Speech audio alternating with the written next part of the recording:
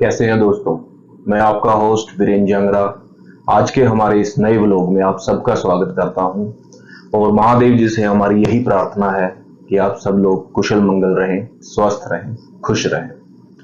तो जैसा कि हमने पिछली हमारी वीडियो में बताया था कि किस तरीके से महादेव जी का और देवी पार्वती जी का विवाह संपन्न होता है, तत्पश्चात सभी सांसारिक नियम और कानून और सभी रीति रिवाज मना करके महादेव जी देवी पार्वती को अपने साथ कैलाश पर्वत पर ले आते हैं। सभी देवतागण उनके साथ पूरी की पूरी जो बाराती जो बन के उनके साथ गए हुए होते हैं, वे सब वापस कैलाश पर्वत पर महादेव जी के साथ पहुंच जाते हैं। तत्पश्चात वहां पहुंचने के बाद विधि विधान से रीति रिवाज को पूर्ण करते हुए पहले तो देवी पार्वती जी का गृह प्रवेश करवाया जाता है कैलाश पर्वत पर। तत्पश्चात वहां पर महादेव जी सभी देवताओं को उत्तम जो तत्पश्चात महादेव जी सभी देवताओं को भोजन ग्रहण करने के पश्चात सभी देवतागण महादेव जी से आज्ञा लेते हैं और वापस अपने अपने धाम को लौट जाते हैं। तत्पश्चात महादेव और देवी पार्वती जी एकांत में चले जाते हैं और कहते हैं कि मतलब महादेव जी और देवी पार्वती का जो विरह है वो सहस्त्र वर्षों तक चलता है। मतलब हजारों लाखों वर्षों तक जो है महादेव और देवी पार्वती जी एक दूसरे के साथ एकांत में समय बिताते हैं। और वहीं दूसरी तरफ देवराज इंद्र जी को इस बात की चिंता होना शुरू हो जाता है कि देवी पार्वती और महादेव जी का मिलन हुए हजारों वर्ष बीत चुके हैं, लेकिन अभी तक भी उनके यहाँ किसी संतान की उत्पत्ति नहीं हुई है। तो ये बात सोच करके देवराज इंद्र जी अत्यंत दुखी होते हैं और वो भगवान श्री विष्णु जी के पास पहुंचते हैं, प्रार्थना करते हुए उनसे कहते हैं कि देवी पार्वती और महादेव जी के विवाह संपन्न हुए हजारों वर्ष बीत चुके हैं, लेकिन अभी तक भी उनके यहाँ पर किसी संतान की उत्पत्ति नहीं हुई है। और तारकासुर के किए जा रहे इस प्रकार के दुष्प्रभावों की वजह से धरती इस चीज को ज्यादा देर तक बर्दाश्त नहीं कर सकती। तो ये सब आह्वान जो है देवराज इंद्र जी भगवान श्री विष्णु जी के सामने प्रार्थना कर रहे होते हैं कि वो उन्हें इस समस्या से जल्द छुटकारा दिलाएं या कोई ना कोई समाधान अवश्य ढूंढे। तभी भगवान विष्णु जी कहते हैं कि चाहे वो जीव है, जंतु है या मनुष्य है या कोई देव है, हम सभी को अपने भाग्य को भोगना ही पड़ता है। उनका कहने का तात्पर्य ये होता है कि एक समय जब देवी सती अपने शरीर को भस्म कर देती हैं प्रजापति दक्ष के यज्ञ की अग्नि में, तो उस समय उस यज्ञ में सम्मिलित होने के लिए सभी देवतागण, इस संसार के सभी मनुष्य और जीव जंतु सम्मिलित होते हैं। और किसी भी देवता में मतलब इतना हिम्मत नहीं होता है कि वो प्रजापति दक्ष को रोक सके ताकि वे महादेव का अपमान न करें और देवी सती अपने आप का त्याग न करें, अपने शरीर को भस्म न करें। तो कहने का भाव यही होता है भगवान विष्णु जी का कि उस पाप के कहीं ना कहीं हम सभी देवतागण जो हैं भोगी बन चुके हैं और हमारी गलती की वजह से ही देवी सती और महादेव जी का मिलन जो है रह गया था कल्पों पहले। तो उसी का भुगतान जो है आज हम कर रहे हैं। या उनका कहने का मतलब यही है कि हमें प्रतीक्षा करने के अलावा हमारे पास दूसरा और कोई भी साधन नहीं है। तो जब तक महादेव जी के अपने मर्जी से उनके यहाँ पे संतान पैदा नहीं होती तब तक हम कुछ नहीं कर सकते। तो इस प्रकार भगवान विष्णु जी सभी देवताओं को सांत्वना देते हैं, उन्हें भरोसा दिलाते हैं कि वे जल्द से जल्द महादेव जी से मिलेंगे और इस समस्या का समाधान करेंगे। ये कह करके सभी देवतागण और भगवान विष्णु जी कैलाश पर्वत पर महादेव जी के पास पहुंच जाते हैं। वहीं देवी पार्वती जी अपने आश्रम में विश्राम कर रही होती हैं और भगवान महादेव जी अपने ध्यान में डूबे हुए होते हैं, ध्यान में मगन होते हैं। जैसे ही उन्हें बोध होता है कि सभी देवतागण भगवान विष्णु जी के साथ कैलाश पर्वत पर पहुंच चुके हैं, तो वे अपने ध्यान से जागृत होते हैं और प्रसन्नता पूर्वक सभी देवताओं से उनका कैलाश पर्वत पर आने का कारण पूछते हैं। तभी भगवान विष्णु जी कहते हैं कि हे देवादि देव महादेव, आप तो इस परम पिता परमेश्वर हैं, इस संसार के ज्ञाता हैं। आपसे तो कोई भी चीज जो है छिपी हुई नहीं है, आप सब जानते हैं। आपको मालूम ही है जैसे कि तारकासुर का जो प्रकोप है वो दिन पर दिन बढ़ता जा रहा है, और उसके दुख जो है ये धरती जो है भोग रही है, सभी मनुष्य भोग रहे हैं। तो कृपया करके आप कोई ना कोई समाधान जल्द से जल्द करें। तभी भगवान महादेव जी कहते हैं कि आप लोगों की प्रार्थना को मैं भली भांति जानता हूं, मैं समझता हूं कि इस संसार में तारकासुर का प्रकोप दिन पर दिन बढ़ता जा रहा है, और उसका वध जो है मेरा पुत्र ही कर सकता है, परंतु मैं अपना शक्ति पिंड जो है वो किसी को धारण नहीं करवा सकता। कहने का भाव महादेव जी का ये होता है कि देवी पार्वती जी एक मनुष्य के रूप में इस संसार में जन्म लेती हैं, और वो अभी तक इतनी परिपक्व नहीं होती हैं कि वे महादेव जी की शक्ति को धारण कर सकें या उनके शक्ति पिंड को धारण कर सकें। तो ये कह करके महादेव जी जब सभी देवताओं को संबोधित करते हैं, तभी वहां पर देवराज इंद्र कहते हैं कि महादेव, आप तो इस संसार से भली भांति जानते हैं, किसी न किसी तरह से इस समस्या का आप समाधान जरूर से जरूर करें। कहने का तात्पर्य यह है कि देवराज इंद्र जी जो है मतलब एक जिद पे अड़ जाते हैं और कहते हैं कि आज ही और इसी वक्त जो है आप इस समस्या का समाधान जरूर से जरूर। तभी सभी देवताओं के आह्वान पर अग्निदेव जी वहां पर प्रकट होते हैं, और अग्निदेव जी महादेव जी की उस शक्ति पुंज को अपने अंदर धारण कर लेते हैं। लेकिन महादेव जी की शक्ति इतनी ज्यादा शक्तिशाली होती है कि अग्निदेव जैसे ही उसे ग्रहण करते हैं वे उसका भक्षण करना शुरू कर देते हैं, मतलब वो शक्ति जो है जलना शुरू हो जाती है। तभी वहां पे देवी पार्वती जी प्रकट होते हैं, और जैसे ही वो देखते हैं कि अग्निदेव जी महादेव जी के शक्ति पुंज का भक्षण कर रहे हैं, तो वे अग्निदेव को श्राप देते हैं और कहते हैं कि आज के बाद आप ही इस विनाशक के नाम से जाने जाओगे। आपके संपर्क में जो भी जीव जंतु या कोई भी वस्तु आपके संपर्क में आएगी वो भस्म हो जाएगी, जल जाएगी या मृत्यु उसकी हो जाएगी। तो ऐसा श्राप जो है देवी पार्वती जी देती हैं, जिसकी वजह से अग्निदेव जी का ताप और ज्यादा बढ़ जाता है, वे और ज्यादा मतलब तपना शुरू हो जाते हैं।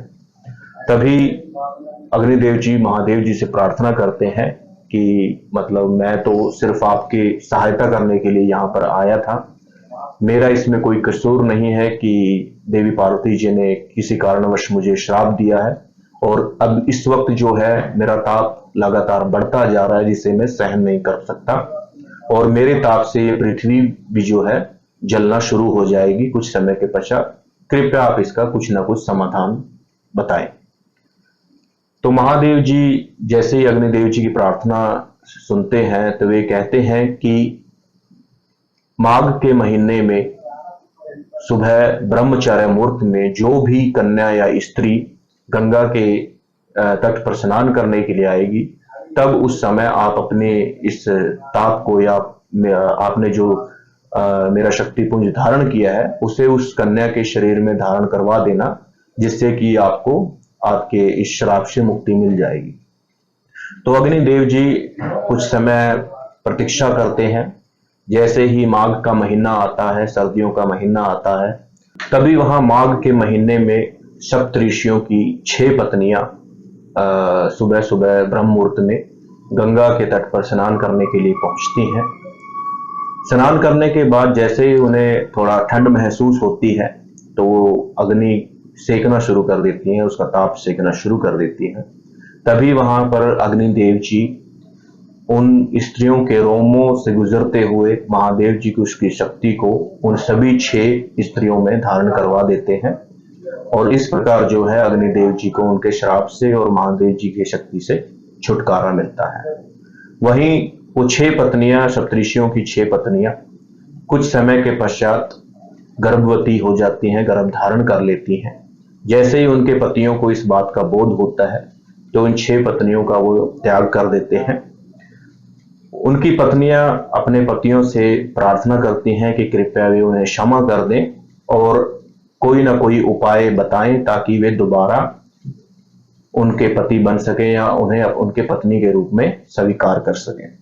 तभी सप्तऋषि जी कहते हैं कि आप हिमालय पर्वत पर जाएं, वहां पर महादेव जी की आप तपस्या करें और कुछ समय के पश्चात आप लोगों को इस चीज से छुटकारा मिल जाएगा। आप लोग जो है पतिव्रता स्त्रियां दोबारा से हो जाएंगी।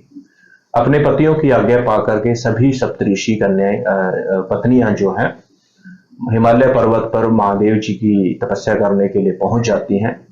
जैसे जैसे समय बीतता जाता है उनका गर्भ जो है बढ़ना शुरू हो जाता है और एक समय के पश्चात जो है सभी पत्नियों के उनके शरीर से अलग अलग शरीर के जो है टुकड़ों के रूप में मतलब जन्म होता है।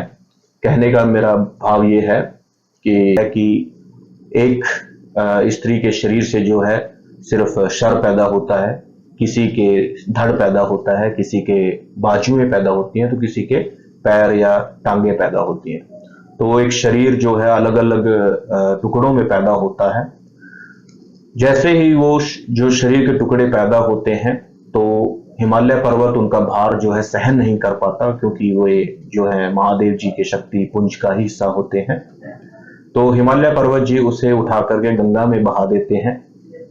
देवी गंगा उसे अपने तेज और शक्ति से उस शरीर के टुकड़ों को आपस में जोड़ देती है और एक वो बच्चे का रूप वो धारण कर लेते हैं। वहीं दूसरी तरफ जो है देवी गंगा भी उस बच्चे के तेज को, उसकी शक्ति को जो है सहन नहीं कर पाती और वे अपनी लहरों से उसे छिटका करके उसे तट के किनारे भेज देती है। जैसे ही वो बच्चा नदी के किनारे, गंगा नदी के किनारे पर पहुंचता है, वहां से श्री ऋषि मुनि जी, विश्वामित्र जी गुजर रहे होते हैं। जैसे ही वो उस बच्चे को देखते हैं, उस बच्चे का शरीर जो है सूर्य के समान चमक रहा होता है, तो वे उसके तेज को देखकर ही समझ जाते हैं कि महादेव जी की कोई ना कोई ये लीला है। महादेव जी की कृपा से शायद ये इस बच्चा इस संसार में आया है। लेकिन महादेव जी की शक्ति के हिसाब से वो बच्चा जो है बहुत ही जल्दी बड़ा होना शुरू हो जाता है, उसका शरीर बढ़ना शुरू हो जाता है। जैसे ही बच्चा बालकपन में आता है तो वो विश्वामित्र जी को प्रणाम करते हुए कहता है कि कृपया आप ही मेरा नामकरण करें, क्योंकि मैंने सबसे पहले इस संसार में आपको ही देखा है, तो आप ही मेरे पूर्वज या फिर आप ही मेरे पिता के समान हैं, तो कृपया आप मेरा नामकरण करें। तो उस बच्चे के तेज को देखते हुए ऋषि विश्वामित्र जी जो है उस बच्चे का नाम कार्तिकेय रखते हैं और उसके बाद उन्हें सत्य ज्ञान का बोध कराते हैं। वो ज्ञान प्राप्त करने के पश्चात उनका शरीर जो है और ज्यादा बढ़ना शुरू हो जाता है। धीरे धीरे उन्हें अपनी शक्तियों का ज्ञान आना मिलना शुरू हो जाता है। वहीं उनके तेज से जो है पूरा का पूरा इंद्रलोक हिल जाता है। इंद्रदेव को जैसे ही इस बात का बोध होता है कि कोई एक बालक, तेजस्वी बालक जो है जन्म ले चुका है, जिसके तेज से ये पूर्ण स्वर्गलोक भी मतलब चमक रहा है, तो वे उसे घबरा जाते हैं और समझते हैं कि ये बालक भी शायद कहीं ना कहीं तारकासुर की तरह ही किसी समय में जाकर के स्वर्गलोक पे अपना आधिपत्य जमाने की कोशिश करेगा, अधिकार जमाने की कोशिश करेगा। तो ये देख करके देवराज इंद्र जी घबरा जाते हैं, डर जाते हैं। तो वे उस बच्चे को मारने के लिए दौड़ते हैं। जैसे ही वहां उस स्थान पर पहुंच करके वे अपने वज्र से उस बच्चे पर प्रहार करना शुरू करते हैं, वो बच्चा हर प्रहार में जो है अपना एक अलग रूप धारण कर लेता है। तो जितनी बार भी इंद्रदेव जी प्रहार करते हैं उतने उसके शरीर से जो है अलग अलग रूपों में वो बटना शुरू हो जाता है और अंत में जो है इंद्रदेव जी हार जाते हैं और कार्तिकेय जो है इंद्र को पराजित करके स्वर्गलोक में पहुंच जाता है। जैसे ही स्वर्गलोक में वो पहुंचता है, वहां पर स्वर्ग की जो अप्सराएं हैं उस बालक के तेजोवान शरीर को, उसके बच्चे को देख करके अति प्रसन्न होती हैं और उन्हें अपने उनकी मां की तरह मतलब उसे जो है पालन पोषण करना शुरू कर देती हैं उस बच्चे का। जैसे जैसे समय बीतता जाता है, वहीं दूसरी तरफ महादेव और देवी पार्वती जी को इस बात का बोध होता है कि कार्तिकेय का जन्म हो चुका है और वे अपने बालकपन को छोड़ करके किशोरावस्था में बढ़ रहे हैं, तो वे अपने गणों को और नंदी को कहते हैं कि कृपया आप जाइए और कार्तिकेय को यहाँ हिमालय पर कैलाश पर्वत पर लेकर के आए। महादेव जी की आज्ञा पाकर के सभी गण मिलकर के स्वर्गलोक में पहुंचते हैं। स्वर्गलोक को चारों तरफ से घेर लेते हैं। उनको आते देख सभी जो अप्सराएं हैं वो घबरा जाती हैं। तभी कार्तिकेय वहां पर आता है और कहता है कि आपको घबराने की कोई जरूरत नहीं है, आप मेरी माता के समान है और आप लोगों की रक्षा करना मेरा कर्म है, मेरा धर्म है। ये कहकर के कार्तिकेय और सभी गणों के बीच जो है घमासान युद्ध होता है। कार्तिकेय उन सभी महादेव जी के गणों को पराजित भी कर देते हैं। तभी वहां पर नंदेश्वर जी, भगवान नंदी जी प्रकट होते हैं और वे पूरा वाकया जो है पूर्ण रूप से वृतांत से कार्तिकेय को सुनाते हैं कि किस प्रकार से भगवान महादेव जी के शक्तिपुंज से आपका जन्म हुआ है, आप महादेव जी की संतान हैं और महादेव जी ने ही आपको हमारे साथ चल करके कैलाश पर्वत पर उनसे मिलने के लिए कहा है। तो महादेव जी और नंदेश्वर जी के आह्वान पर कार्तिकेय उनके साथ चलने के लिए तैयार हो जाते हैं। वहीं दूसरी तरफ जो है महादेव और देवी पार्वती जी कार्तिकेय का, जैसे ही कार्तिकेय महाराज नंदेश्वर और सभी गणों के साथ कैलाश पर्वत पर पधारते हैं, महादेव जी और माता पार्वती जी अपने पुत्र का वहां पर स्वागत करते हैं और उसे ढेर सारा प्यार करते हैं। तो इस प्रकार जो है महाराज कार्तिकेय जी का जन्म होता है और आगे का कथा हम आप लोगों को अगले एपिसोड में बताएंगे कि किस प्रकार से कार्तिकेय और तारकासुर जी का युद्ध होता है और अंत में सत्य की ही जीत होती है। तो उम्मीद करते हैं आप सबको हमारा ये वाकयाती पसंद आया होगा और इसी तरीके की ढेर सारी चीजें हम आप लोगों के लिए लाते रहेंगे हमेशा। तब तक के लिए बने रहें। हर हर महादेव। धन्यवाद।